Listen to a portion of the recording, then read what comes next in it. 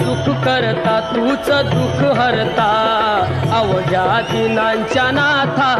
बाप्पा मोरया रे बाप्पा मोरया रे चरणी ठेवी तो माथा बाप्पा मोरया रे बाप्पा मोरया रे चरणी ठेवी तो माथा बाप्पा मोरया रे बाप्पा मोरया रे चरणी ठेवी तो माथा